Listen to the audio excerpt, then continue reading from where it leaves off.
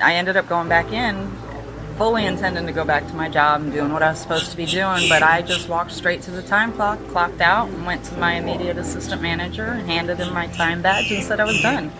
And I thought that I would have a nervous breakdown by the time I got home, and I didn't. I mean, on the way out to my car, I wanted to dance, I was so excited.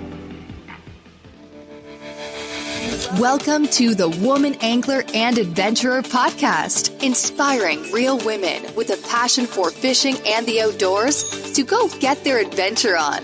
Now, here's your host, Angie Scott and Barb Carey.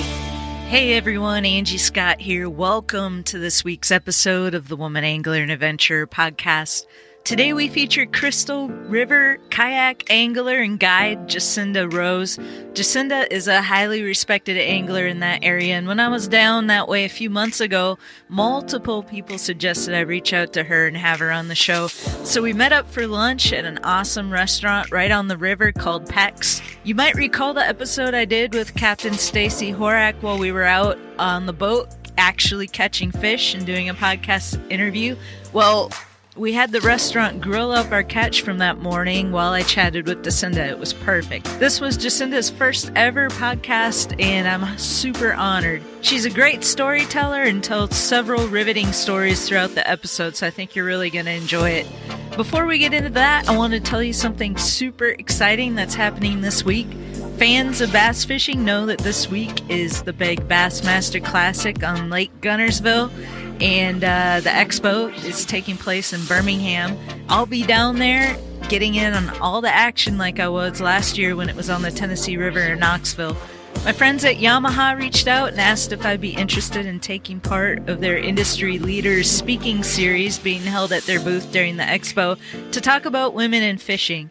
I'm proud to say I'll be kicking the whole thing off on Friday at 12:30. Now, this is going to be videoed and live streamed on their channels, as well as projected on their media wall and rebroadcast throughout the expo. I'm in really great company because other guests include the likes of Clay Dyer, Brandon Polinick, and Mike Iaconelli, among others. So, of course, I asked them if we could record this as a live podcast episode, and they loved the idea. So, in lieu of our normal 5-Minute Friday, our live podcast will be on our Facebook page, and then the audio version will be on Apple Podcasts and Waypoint TV and all our other podcast platforms. If you're available, be sure and try and catch the Facebook Live on Friday at 12:30 Central Time on the Woman Angler and Adventurer Facebook page. Even better, if you're going to be at the expo, stop by the Yamaha booth. It's number 2507 and be a part of the live audience. I'll be welcoming back our guests from episode 15, Master Captain Cheryl Smith. We have an exciting announcement to make and something that I think is really going to help women in the fishing industry, so stay tuned. All right, let's get into my conversation with the talented Jacinda Rose.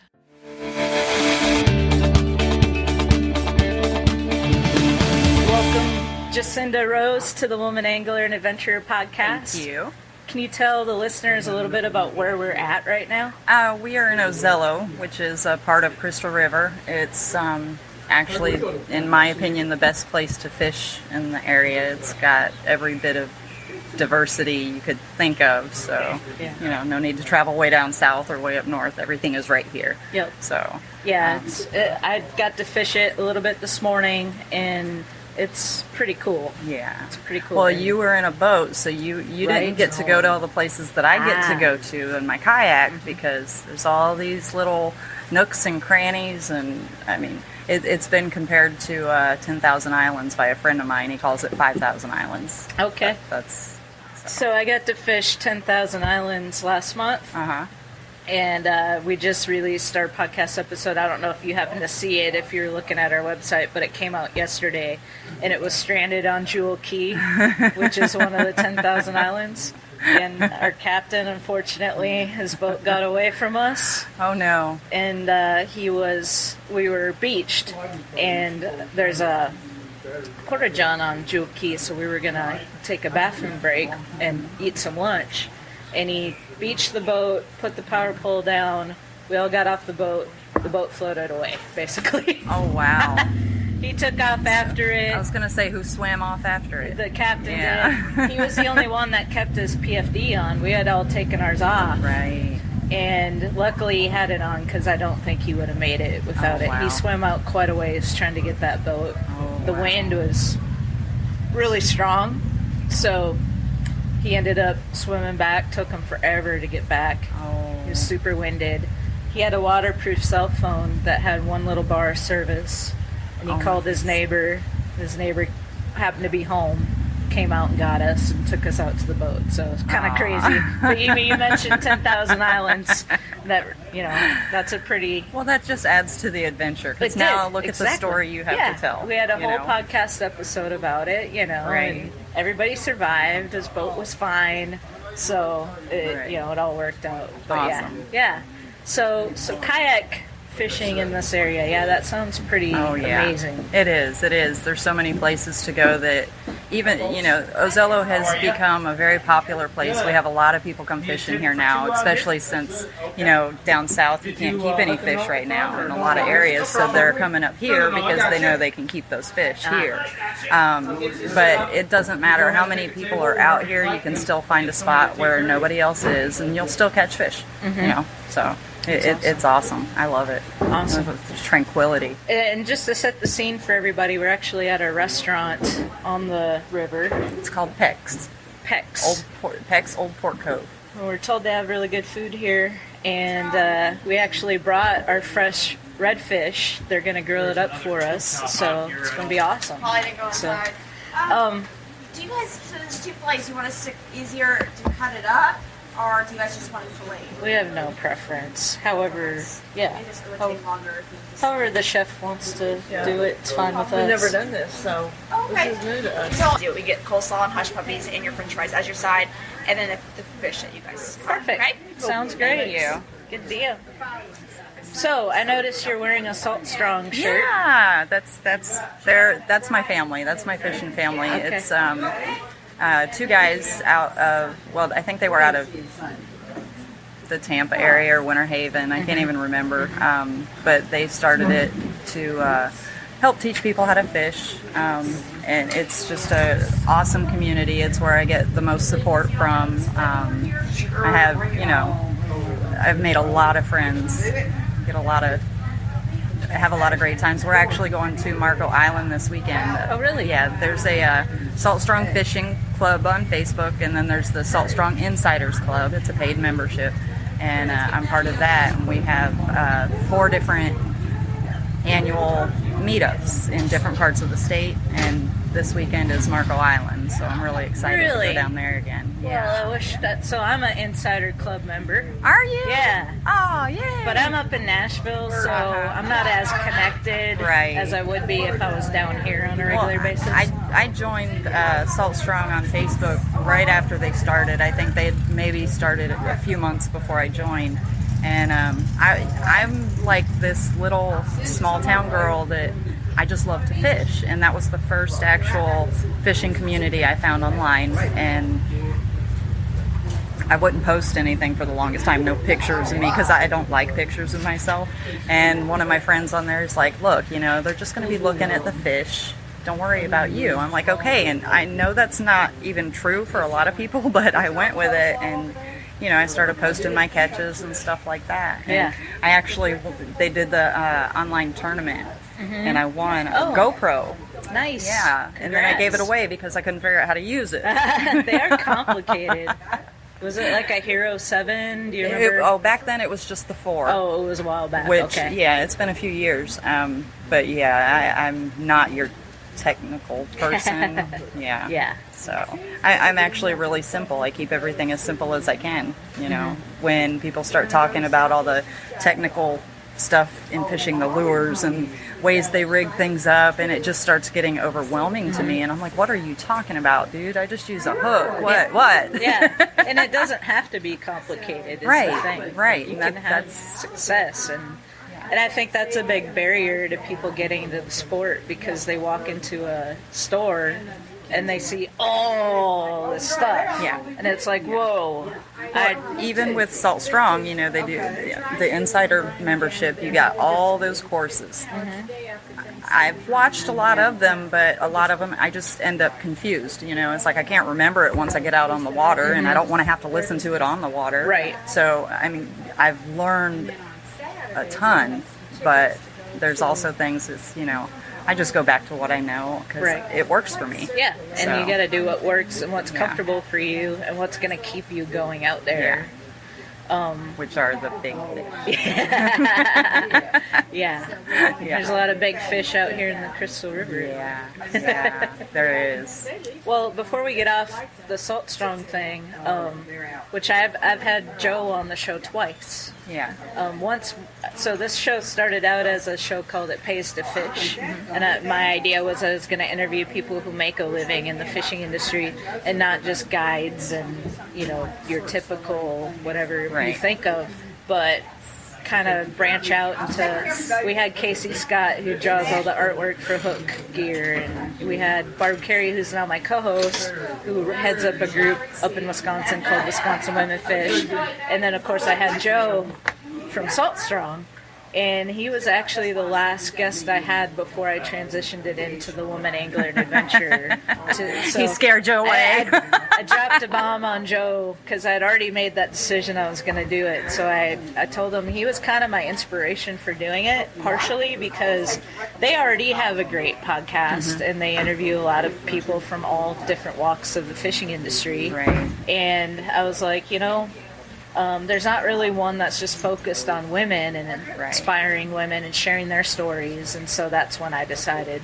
So Joe was the last one, but then we had him on again because we did a series about taking kids fishing and the importance of getting kids out there, and they had recently done a short series of episodes on the same thing. So I had him on to talk about what he learned through their guests that they had on and stuff. It was really cool. Joe is awesome. He's inspired me. He's always had my back. If I have, he has a habit of, like, when he reaches out to me for something, it's always on one of those days where I'm having a bad day, and it's like he knows that, so he'll call and he'll just say one or two little things just to make me feel better.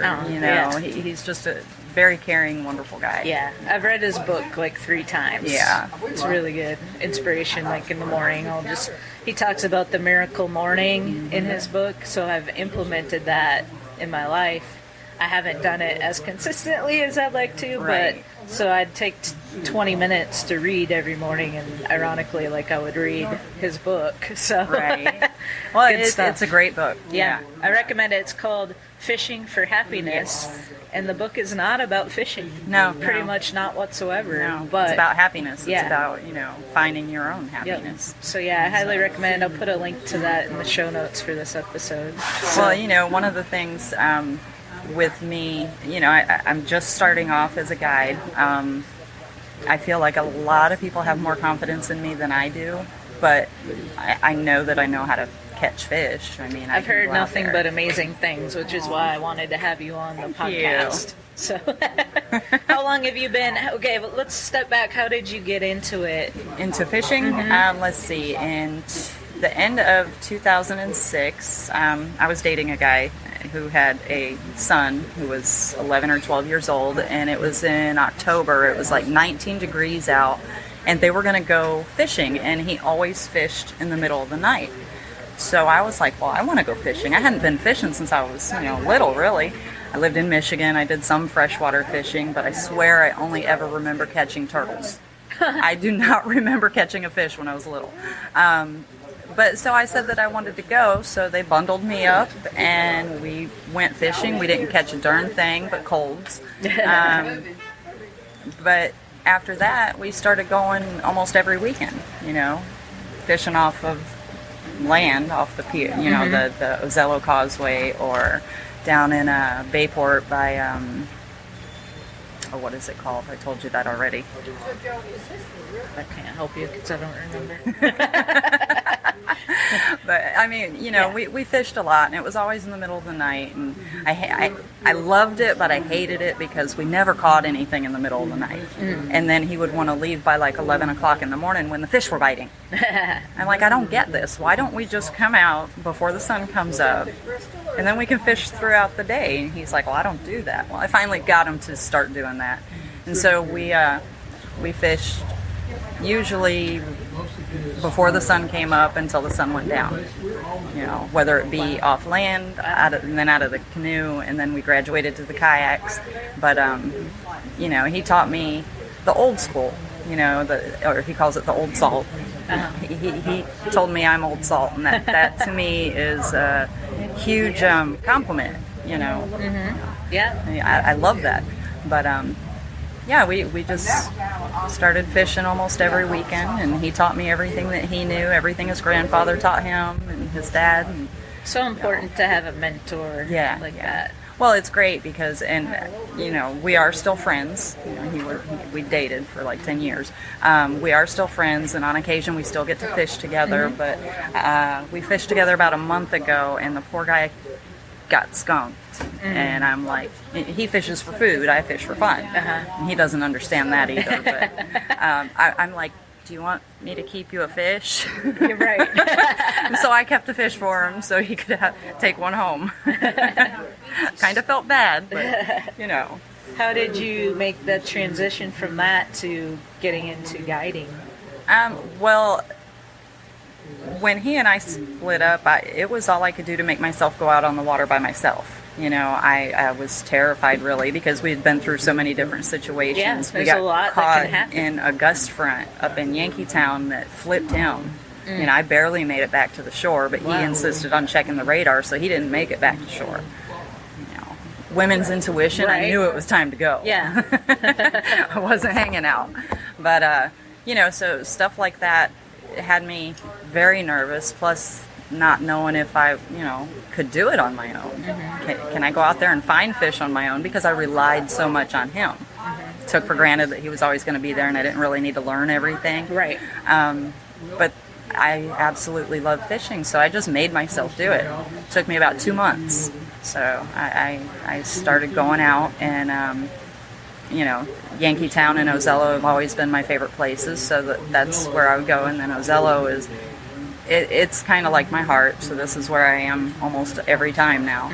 And I had a lot of people tell me that I should just start guiding, my Salt Strong friends and everybody. You really do a great job, you're always catching fish, blah, blah, blah, blah, blah, But I was terrified. So for like the last year, I've had people telling me that I should do it, but I've been too afraid to, I don't want to fail. Who wants that? That's like my biggest fear, So about 2 months ago, I just decided, I did my little Facebook page and threw it out there so that I couldn't back down. Right. And, that's how. You got to do it scared. Yeah. So this is very new to you. Yeah. Which is cool, because I don't think we've had anyone on this show who's kind of in that beginning stages. We've have the people that have been doing it for years and years and years. So this is like really interesting to talk to you in this. Well, that's time why I said period. I don't know what I'm going to talk about. I haven't been. I think that's awesome. So that 2 months it took you to get comfortable, like going out on your own. How did you get to that point? Like, did you have a strategy to get yourself comfortable, or did you just kind of do it little by little? I had to throw myself into it. I just one morning I'm like, I absolutely love fishing. That's when I have, and I'm sure most fishermen feel the same as I do. That's where they find their peace. They're happy. That's what they enjoy doing. That's what they want to do. And so I said, I can either sit home, be miserable, and wish I was fishing, or I can go.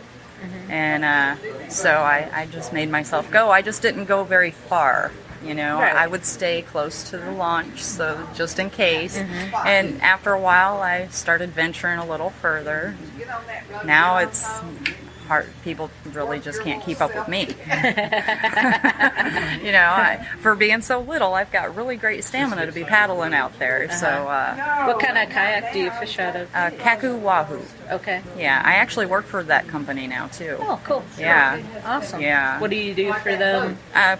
He calls me the customer service manager. Okay. I do his job while he plays around, coming up with the new ideas for the new boats and stuff like that. So cool. Yeah, that must be fun. It is. It's kind of crazy how it happened. I used to work for Walmart. Mm-hmm. I worked there for 15 and a half years, and I hated it. I absolutely hated it. The last 5 years, they started all their changes and the management. I'm good at what I do. So sometimes I have to be taught, especially when it's technology. You get all the new little handheld things, this, that, and the other. And I just didn't feel like I was being taught, so I couldn't work to my best ability, blah, blah, blah, blah, blah.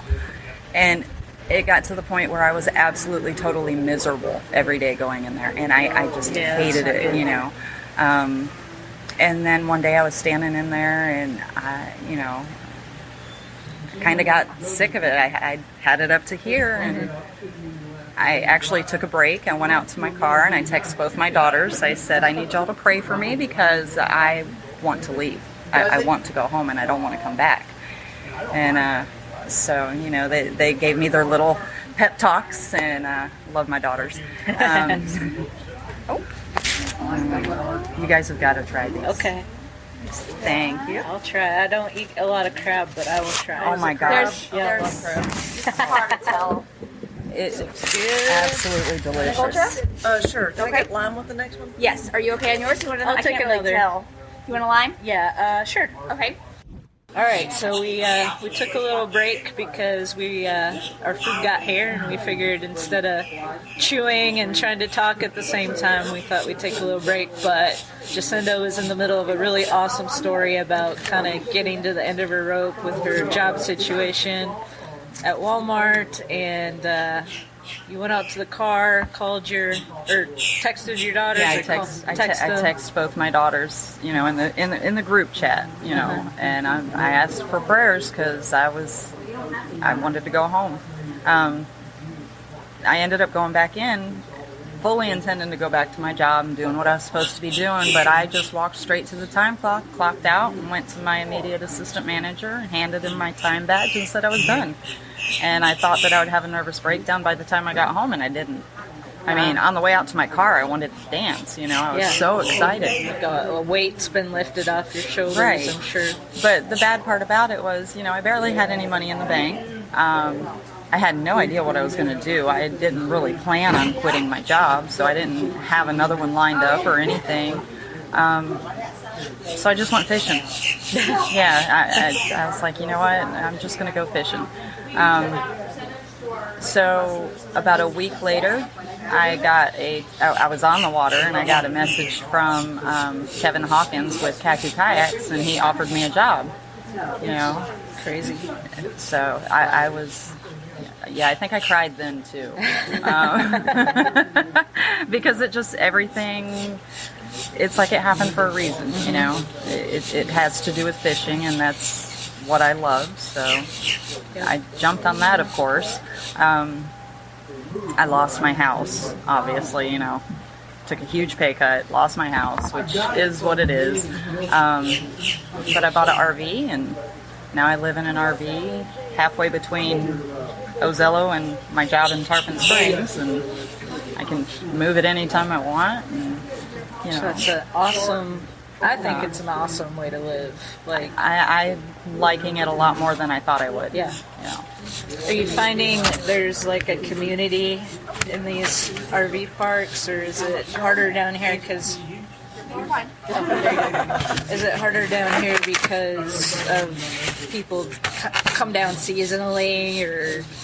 Well, with the RV park that I'm in, I really don't talk to a whole lot of people there. It's a lot of older people, it's the snowbirds and stuff like that. There are some yearly people, but it's kind of like I'm an outsider there.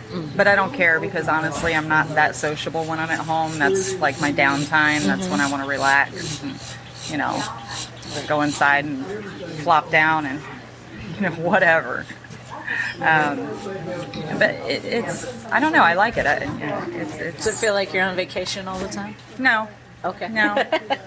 Unfortunately, because you still have bills, you still got to pay. Right. You know, it's luckily they're just cheaper than, you know, having a big house and all that. So it's good. It's working out, so Good. I can't complain. Yeah, that's the important thing.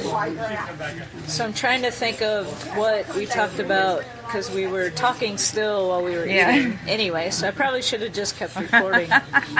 But so you're fairly new getting into the guiding thing, but you have had several trips already. Yeah. And how's everything going so far? So far, so good. All the trips have been successful. Clients have been happy, so that's all that matters to me. My first trip was with a charter captain out of Chesapeake Bay, Pete Dahlberg, also known as Walleye Pete. Chesapeake Bay? Maryland? Yeah, it's somewhere up there. Okay. Yeah. It's up there where it's cold. Right. Yeah. Yeah. Cold. Yeah. Well, he was down here fishing with a bunch of guides all across the Nature Coast because he's going to come down here and charter clients that come down here from where he's at. You know, he's not coming down to take business from everybody else. He's bringing his own clients with him. Okay. And he's actually recommended some of them to me. You know. Oh, cool. Yeah. So you must have impressed him on this first trip. I hope so. It seems like it. He messaged me a week or so ago, and he's getting ready to make his announcement about how he's going to be chartering down here like in March and April, and asked if it was okay if he, you know, did a little piece on me in his article, and of course I said yes. Yeah. You know, yeah. So it's great because, you know, it's just great. Yeah. Yeah. It seems like everything just kind of all has come together. I mean, working with the kayak company and getting to borrow kayaks for your trips and things like that. Well, I got, I've had my kayak. I didn't bring it today. I have my kayak that I bought just over 3 years ago. I didn't start working with him until this past February. So I've so you've had that for a while. Yeah. So I've got that one, and then he had a trolling motor put on one at the office for me. So then I've got that one, which I'll probably use personally when I'm guiding. Right. It's easier to get back and forth, or catch up with the client or whatever, help them out, whatever I need to do. And it'll be great on those long trips. Those, like I said, 3 miles just to get where I want to fish or something like that. Yeah. And then I'm purchasing another one from him. So because I'm not going to take out any more than 2 people at a time. Right. It's a lot unless it's just like a sightseeing trip. Right. The dancing was awesome. But to keep up with any more than 2 people fishing off of kayaks, oh no. Yeah. That's Talk about that process. Like, I imagine it's got to be challenging. I've only gone out kayak fishing really one time with a guide, and it was out in La Jolla in the Pacific Ocean, which was crazy. We were fishing for halibut. Oh wow. Yeah. And see, that's the dream of mine, is to go out offshore on my kayak. Dana didn't enjoy it. I'm excited. I want to do it so bad. Yeah. But I remember thinking, like, how challenging it must be, especially if you're guiding somebody who's not already an experienced kayak angler. Right. Because you're not right there. You can't, like when you're fishing out of a boat, you can kind of coach them a little bit more. Well, before we go out, I always find out if they've ever been on a kayak. If not, they get a lesson. I'm not going to just, okay, let's go. I teach them the little safety procedures or whatnot, and, give them some advice and tips, and more will come up throughout the day. And I never go that far away from them, If something does happen, I don't want to be a mile up the river. Right.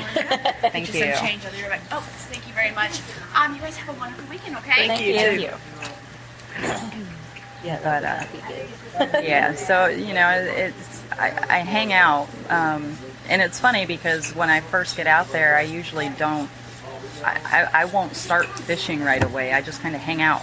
And almost every trip that I've had, they're like, "You are going to fish, right?" Okay, yeah.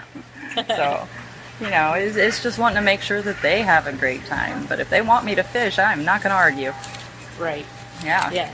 Exactly. Like, okay. Uh-huh. Have you had any kind of dangerous situations or? Yeah. Well, other than, let's see, my ex and I were in Yankeetown, and a gust front come in, and he insisted on checking the radar. I knew it was time to get off the water, so we were only a quarter mile from the launch. I'm like, come on, we gotta go. And so, like I said, he had to pull up his phone and check the radar, and he lost his phone that trip. Oh no. Yeah, he had to get a new one because he was flipped. I made it to shore. He didn't, but I swear the winds were like 60 miles an hour. I'm standing next to the truck cowering down trying to keep the sand, because it was a tiny little beach area, trying to stay out of the sandstorm and trying to watch him. And it's like at one point I didn't see him, and I'm like, where did he go, And so it's like I'm looking up and then having to hide, looking up again, trying to find him. And then I see his kayak just flopping around, and I'm like, oh my gosh, I knew there was nothing I could do. Right. Just stand there and wait. But luckily he was on the other side of it. He was hanging on. But that was very scary. And then he used to keep me out there in lightning storms. I've been in way more lightning storms than I like to admit. In Crystal River, a little over a year ago, I was about a quarter mile from the launch. It's always when I'm right there, which you'd think is a good thing. Right. But, I was standing on an oyster bed, and I hooked into a huge snook, probably the biggest one I've ever hooked into. And then I lost it, so now I'm like, oh my gosh. And I look around, and there's snook just swimming around my feet. And I'm like, oh my gosh, so I'm trying to catch them. Well, there was a storm that I had been watching, and it was going over, up on land, or so I thought. All of a sudden I look up, and it's coming right at me, and there's a lot of lightning in it, so I'm like, okay, let me go. So I started paddling back in. A pontoon boat comes up about 50 feet from me, and he's like, hey, you okay? I'm like, yeah, I'm just trying to get to shore before the storm gets here. He's like, okay, and he takes off, and I'm like, well, maybe I should have said no. Yeah, no, I'm not okay. Right. So my option was to go to the boat ramp, which was right in front of me. Unfortunately, my truck was like a mile away from that boat ramp, and I didn't want to leave my kayak sit there with all these people walking around. Right. Don't want to come back and not have it. So I decided I would go around to the launch that I launched at. Unfortunately, when I got around there was no water. The tide had gone out. I didn't know it was going to be like that. That was the first time I'd ever launched there. So I'm a good 50 yards from the launch, and I have to make the decision to either go back to the boat ramp or try to make it. I've trudged through the mud before. Stuff like that doesn't bother me. I know how to do it. So I step out, and I'm like knee deep in mud. I'm like, okay, I got this.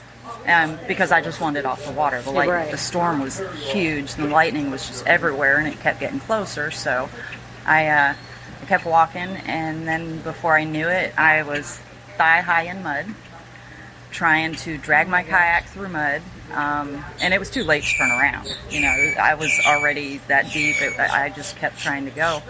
And I'm literally, the launch is right next to the road. People are driving by. It's dark out now. I've got my headlamp on, so I know people can see the light just going this way and that way, but nobody stopped. So I'm like, okay, I got this. And I would take a few steps. I'd get to the nose of my kayak. I would pull it once, pull it twice, and then pull it again, to get it up there. And every time I did that third pull, it would aim a different direction, and I'd have to pull it back towards me. So I did that for a little while. I got about 10 feet. And then I was just totally exhausted. And, there was a little point with a mangrove bush on it. And I got close enough. I had a rope on the front of my kayak, so I left the kayak and just grabbed the rope, and I was going to tie the kayak to that mangrove bush. But when I got to it, I grabbed it and it wasn't even attached to anything. I was like, oh my gosh.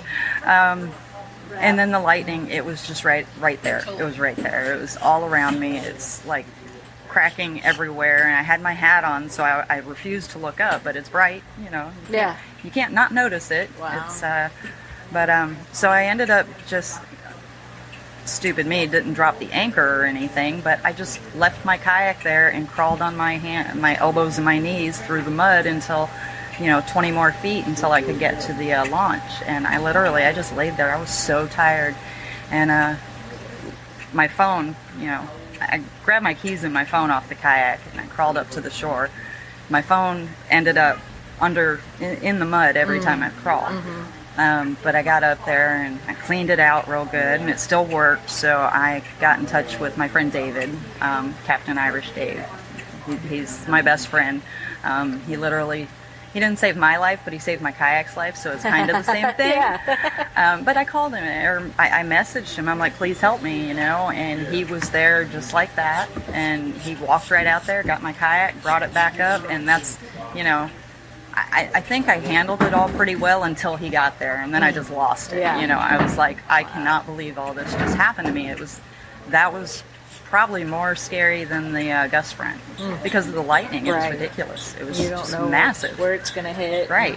Well, there was one strike that hit in the road when I made it to the hard ground at the launch, which literally your first step in, you're this deep in mud, almost up to your thighs. When I made it to the hard ground and I just laid there, you know how you see it on TV, people kissing the ground? That was me. Okay, I did. I was so happy to be on hard ground because I honestly don't even like being in the water. I crabs and pinchy stuff or perky stuff, stingrays. Things you don't even know. Yeah, so all I could think is while I'm that deep in mud is there's going to be a crab down there. It's just going to get my toes. I don't even know how I kept my shoes on. I didn't lose my shoes or anything. Wow. I know. That is impressive. But it was... It was scary. It was really scary. I can't imagine, even regardless of there being a lightning storm threat, is being that deep in mud. I'd be freaking out. Yeah, I'm a small girl. I'm not real heavy. I think that if I was much heavier, I'd probably sink a little further because it wasn't hard ground that I was standing on. It's just that was as far as I was sinking. And then I would hold on to the kayak to help keep myself up as best as I could. But yeah, that was probably the most scary event I've ever had out on the water. That's a thing when those types of situations happen, you're reminded of how powerful nature is. Yeah. It makes you appreciate it a lot better, and it also teaches you lessons. You watch for things a little bit better, and you don't push. Well, I would like to say you don't push yourself, that if you're surrounded by snook to keep... Exactly. But that's kind of a lie. Yeah, that would be a hard situation to walk away from. Yeah, it is. Because, honestly, I fished for a good 10 years before I ever caught... No, I think it was 11 years before I ever caught my first snook. I used to tell my ex, I'm like, I think they're mythical, dude. I really don't believe they exist. Because he would talk about them, but we had a freeze. They weren't around for the longest time. And so we were never catching them. The first one I ever saw, he caught in Yankeetown. It was like a 35-inch snook. Nice. And then the next weekend he caught a 40. I'm like, okay, so they're not mythical. Why can't I catch them? But yeah, they are awesome to catch. But redfish are still my favorite. Yeah, those are your favorite of all. Okay, I love redfish. Yeah, I've gotten to catch a couple here in the last couple months, and they're pretty cool. Yeah. Well, I love the spots on their tails. Well, I like the variety of colors that they'll get, depending on where you catch them at. If you catch them in the, muddy backwaters, they're going to be a lot more dark brown or bronze or orange or, have more color to them. But if you catch them like out on the sandy beach area, they're going to be almost white or silver. The color scheme is just so different. But, it's a very pretty fish. So what's next? What do you foresee in your future? Just more guiding and...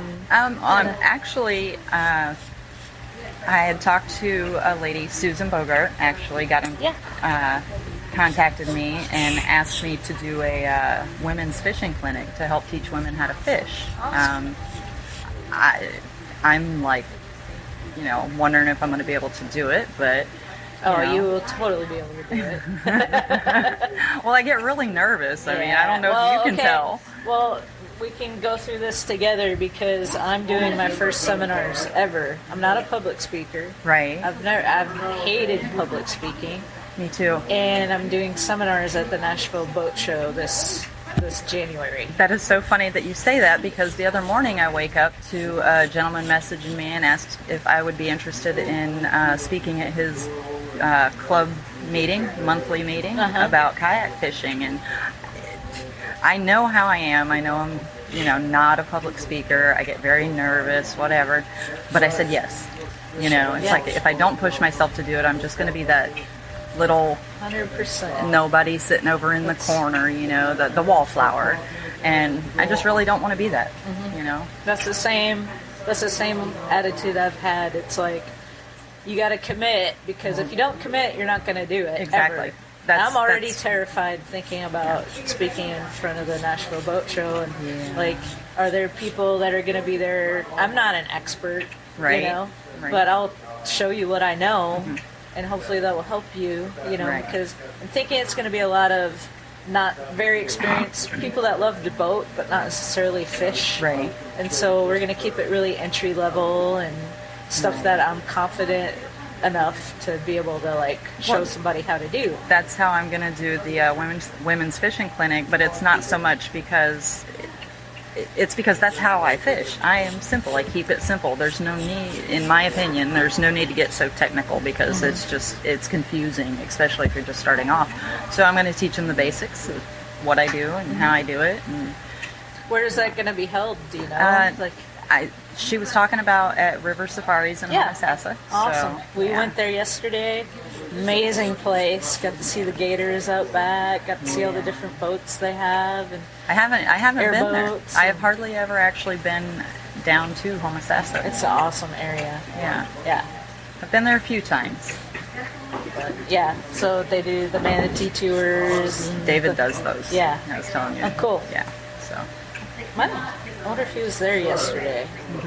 They were doing a photo shoot on the water photo shoot. We were there in the morning, so Yeah. we didn't get to see the photo shoot.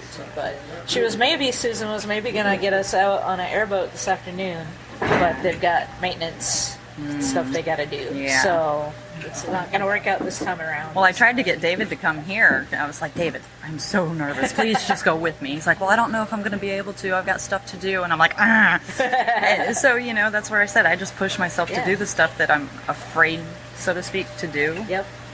And that's me too. Now, once I do it, hopefully it will be... You go home and you're like, I did it! Yeah, you get that rush. Yeah. I kind of do that with podcast interviews. I mean, I get nervous doing podcast interviews. Yeah. I'm like, am I going to sound stupid, or am I going to ask the wrong That was me all morning. questions? I am telling you, I was sweating. I'm like, why did I agree to this? Let's just cancel. Let's cancel. Nope. I refuse to let myself cancel stuff like that. I appreciate it. Because I want to be more than just that little wallflower. I want to, not just for my own personal benefit, just, for my kids, my grandkids, my oldest granddaughter. I have 4 grandbabies. Oh, wow. My oldest granddaughter is right before she turned 3 was the first time I took her out on the water on the kayak with me. And so she's a huge inspiration, because she always says, she's got to eat all her food so she can be big and strong like Nana and catch big fish. Oh, that's awesome. And but then they moved to Texas. Oh, so I don't get to see them very much, but they still, she remembers and she wants to go fishing, and I don't ever want to let her down. That seed. Yeah. Which is cool. Yeah. I'm so excited. And now, I have her 2 younger brothers, and, right now they're 4, 3, and 2 years old. So now, the oldest of the boys, I won't take them before they're 3 years old. They don't sit still. You're on a kayak, Yeah. They won't remember it probably. Right. But, I mean, my forget the cracked phone, but that's my granddaughter's first trip on my kayak. Oh, she looks so happy. I know. That's awesome. Yeah, I've had the picture on there for 2 years now. I can't seem to take it off of there. But, I don't want to let her down. I don't want to let her little bubbas down. They want to come fishing with me and stuff like that. And I'm kind of tired of being pretty much a nobody, so to speak. I've never done anything major in my life, so it's like, Life is short. Just gotta go for it sometimes. Yeah. That's cool. That's kind of how I think of it now. Yeah. So the women's clinic or seminar or whatever, is that going to be a regular, like a monthly thing? I have no idea. Okay. That's really cool. Yeah, Susan said it was the first time she's ever set one up, so it's my first time ever doing one, but we'll get it. I don't know awesome when it's going to happen, but I'm excited about it. Yeah, sounds like a great thing. Yeah. So. Well, cool. Well, we're excited for everything you're doing, and we'll continue to follow you online. You. We'll put links to your. Is it Instagram you mostly do, or mostly Facebook? Facebook. Yeah, I can't keep up with everything. I know. It's too much. Yeah, it's way too yeah. much. I need. I know. It takes too much time. We need to be out there fishing. Well, like I said, I have my blog page too, and I haven't kept up with it. I don't think I've put a post up since like June or July. But I love to write, and not to toot my own horn, but I am a good writer. I'm a very descriptive writer, and people love it. So I want to get back into that. It's just learning how to manage all my time. Yep. I'm not used to all this. Have you thought about joining the Florida Outdoor Writers Association? I've thought about doing a couple different things, but until I can figure out how to manage my time, I don't want to put myself out there in anything. It's that just a really I'm not good gonna be able way to keep up. to connect and get. I mean, I joined one that's up in the north part of the country, Association of Great Lake Outdoor Writers, and I'm not really a writer, but I do have the podcast. Right. And so, but the connections I got through that has just been incredible. I heard the Florida one's pretty good. So definitely. I'll look more into that. Yeah. But yeah, so we'll follow you and your adventures, and Thanks. I'll definitely be watching for information about the women's clinics and stuff going on down here. I'm really excited. I have a friend that her and her boyfriend live in St. Pete, and they came.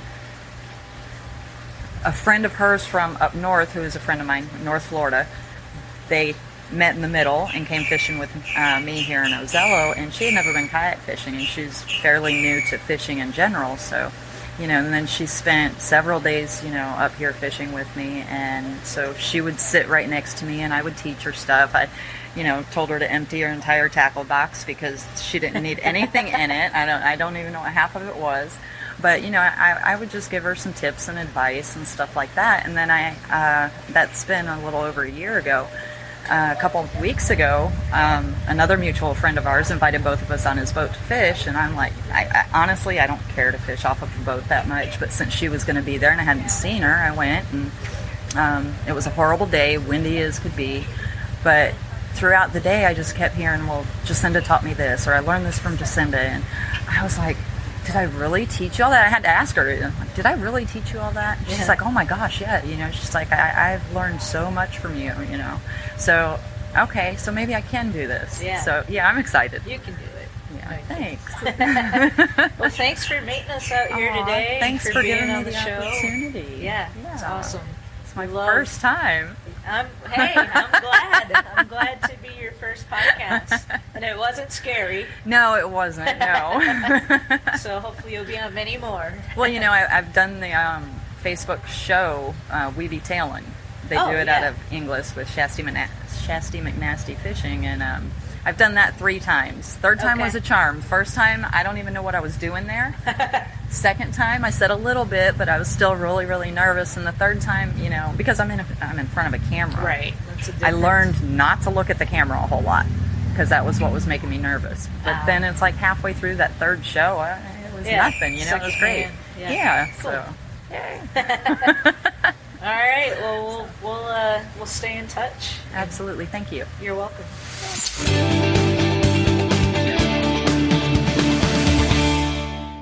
All right, thanks for listening. Links to everything mentioned in this episode will be in the show notes and on our website at thewomanangler.com/116. Don't forget to go to our Facebook page Friday at 12:30 Central Time to catch our live podcast from the Yamaha booth at the Bassmaster Classic As always, thanks for listening and for supporting the Woman Angler and Adventurer.